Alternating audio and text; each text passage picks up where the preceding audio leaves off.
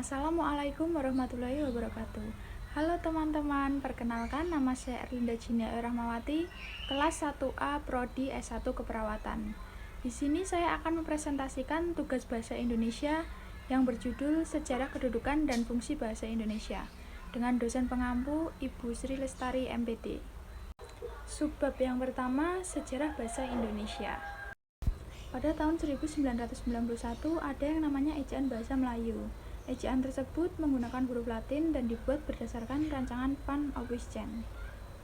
Lalu pada tanggal 28 Oktober 1928, bahasa Indonesia resmi menjadi bahasa persatuan yang bertepatan dengan Sumpah Pemuda.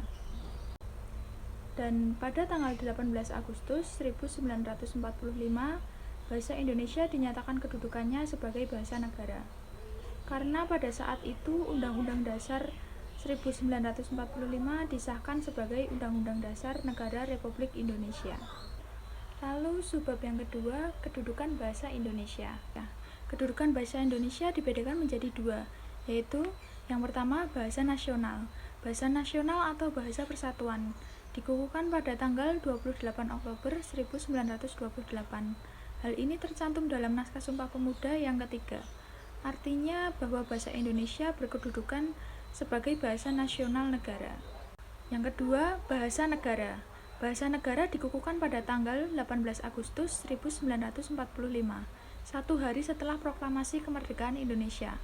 Artinya bahwa bahasa Indonesia sebagai bahasa yang resmi.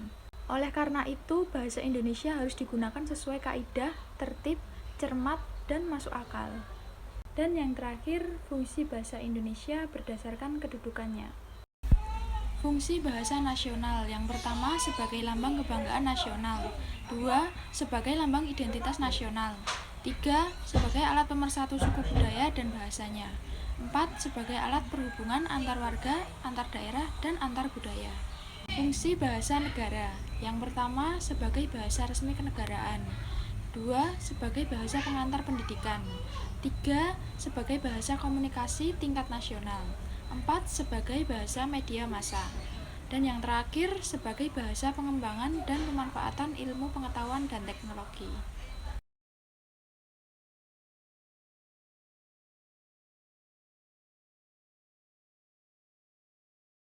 Sekian presentasi saya, kurang lebihnya saya mohon maaf. Wassalamualaikum warahmatullahi wabarakatuh.